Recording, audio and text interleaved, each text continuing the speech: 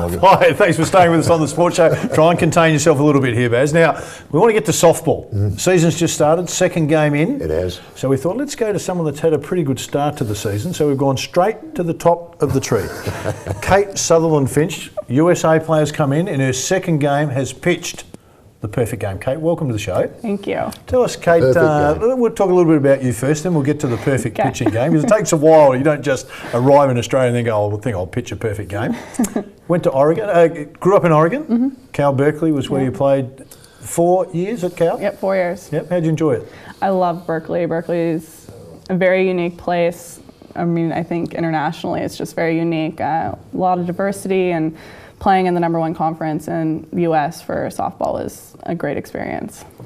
Well, how'd you get to Australia? How do you there it is, there's the question. Well, it has to come because we're so far away. I mean, and you wouldn't have known much about Australia and just from the Australians I met in college. But I actually played with an Australian girl from Adelaide, Stephanie Trzynski, and she bugged me for a year after college because I had said I was done, and got me to sign on board and come over here. So it's all her fault, and I hate to admit it, but she was right, and she knows I hate to admit it. Because it's a big trip too, Kate. It's a big trip. Oh, it was. It was a long trip. Yeah, I mean, from Oregon, I flew into LA, and then I had 16 hours over here. Luckily, I slept most of the time, and then another flight to get to Adelaide. Yeah, but how'd you go with the jet lag when you arrived?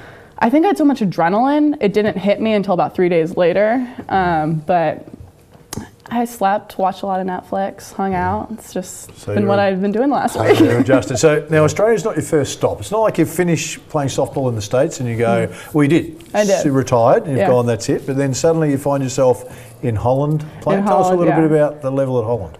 So I was playing in the Silver League in Holland. I didn't do a lot of research. I just was like, I'm ready to play, signed on to this team, and actually all happened over Facebook Messenger, which scared my parents a bit, but it all turned out great. I was fine, and I had a great time there. They were so hospitable. I was playing for Neptunus, who actually their baseball team won the European Cup this year.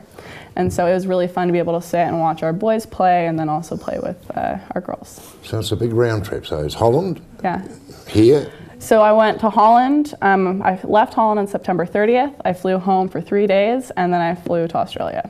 And Mum and Dad, what do they say about that? And they're like, all right, be safe, have fun, let us know that you're okay. Watch out for the kangaroos and all that stuff. Yeah, well, they were really concerned about poisonous things. Poisonous snakes. Yeah, because I'm coaching a high school team. I had to take a CPR class on Monday after I got here, and we're sitting in there. I'm the only international person, obviously American, you can tell pretty much right away. They start going into all the poisonous snakes and the spiders and the things to look out for, and I was just staring, and the guy starts laughing. He's like, you'll be fine. I'm like, are you sure? It doesn't sound like I'm going to be. No. Well, it's amazing, isn't it? Because anybody that visits from overseas, one of the first things they learn or they go to is all these things that can kill them. Yeah. When you come to Australia, we've got more than anywhere else. See one. We do have more. I'm still waiting to see a kangaroo. Yeah, it won't take long. What about sharks? Have you heard about the sharks? I've heard a lot about sharks. So you're not swimming in the ocean? No, I want to learn how to surf, but I was told that we need to be a little careful with that, there's apparently. Plenty of safe spots to surf. Let's get from surfing back to softball.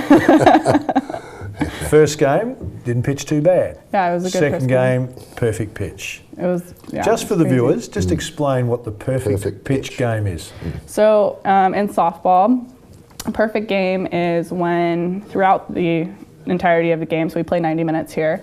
So we usually 7 innings, but it was 6 innings. No one reaches base while you're pitching. For my game, no one reached base, and I struck out every batter that I faced, which was, I've never done it before. It didn't feel real while it was happening. It was really exciting. So you understand that what she's saying, don't you? It's when she's saying no one gets to base. She's not saying that's not first, second, or third. No one got to first base. No one gets anywhere. Nothing.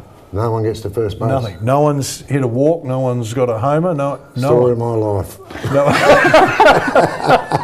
Can't get to first base. Obviously, you're facing some good pitches. Yeah, that's exactly right. That's a great game. You had a year off. Most pitchers that I know have some shoulder problems and certainly some forearm problems. Any for you over your career? Over my career, I had forearm. It was overuse mainly. I pulled my back a couple times from lifting, but that wasn't actually softball. It was prepping for softball.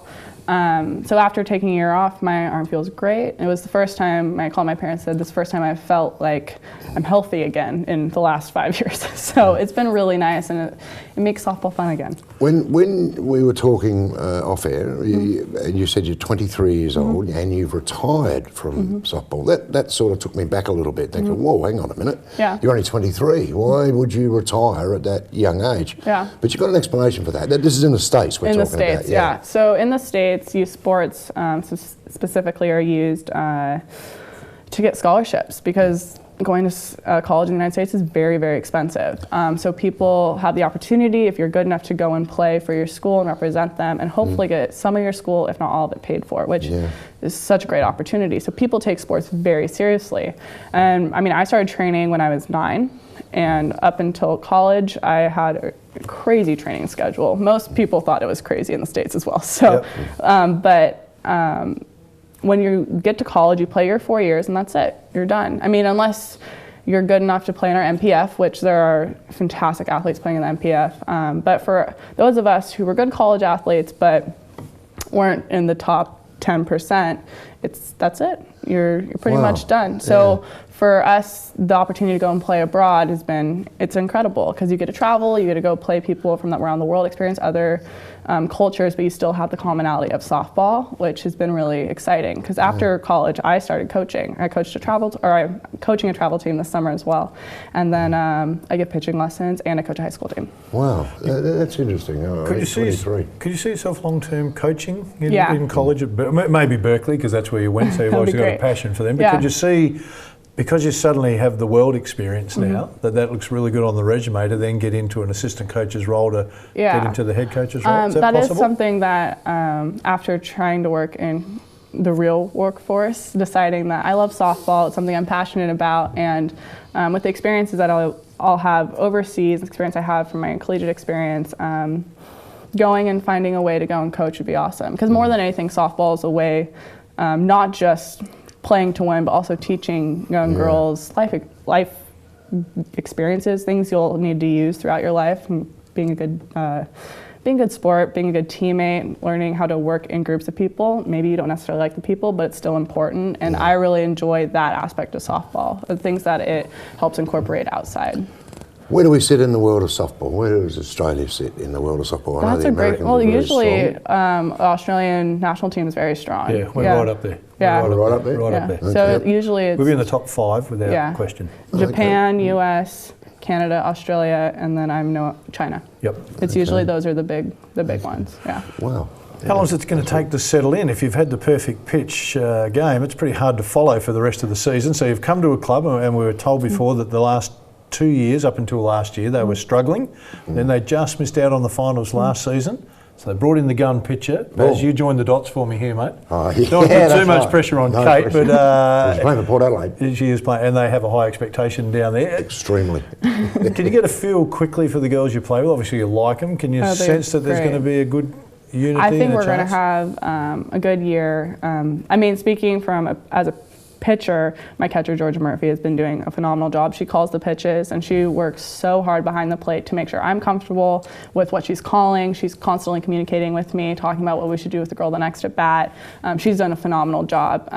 In terms of I think we have the coaching staff. Our coaches are great.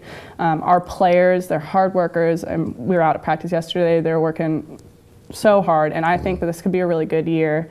I'm really excited to see the rest of the competition. I've heard that there's some really strong teams in the league that I'm really excited to play, and I think it's going to be a lot of fun. I think it'll be a very competitive year across the league. Right.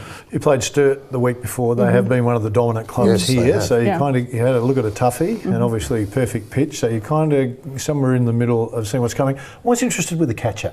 Yeah. You know, how you guys signal each other, you know how you see it. Oh, these are going. Have you ever thrown to a catcher where you go, nah, I'm throwing the pitch, I believe it? Absolutely, I have done that. You haven't done it yet, of course, because you've only been not here for 2 games, but I have done it before. Having a competent catcher changes the game. As a pitcher, you need someone behind the plate that is taking control of the diamond. Even though we think we're in control, they're really in control. And they're the field generals, essentially.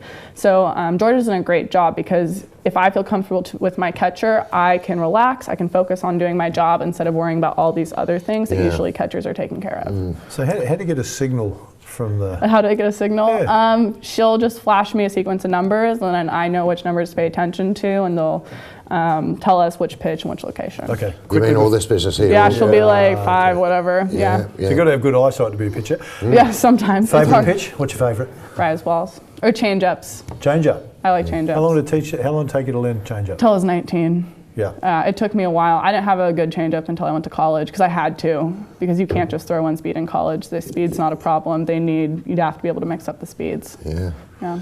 So where do you play this week? At West Beach. Who? Oh, Glenelg. You mentioned it before. Yeah. It's very easy to pronounce. You can do it either way, can't you? Glenelg spelled the same, forward or backwards is where it's going with it. Really? Yes. So You expect her to know that, mate. She's been out for 4 weeks, mate. Really? I only just found it out. Yeah, I was like, I wouldn't have known that. Okay, yeah. All right, okay. Really enjoyed talking to you. We'll follow your career with interest now, so we'll get you back so you can tell us over the course of the season how great you're pitching. Well, thank you guys for having Good me. on you. No, well done. Kate Sutherland-Finch was our special guest. You need to go out and support the Magpies. They have a great pitcher. Stay with us. Still more to come on the show.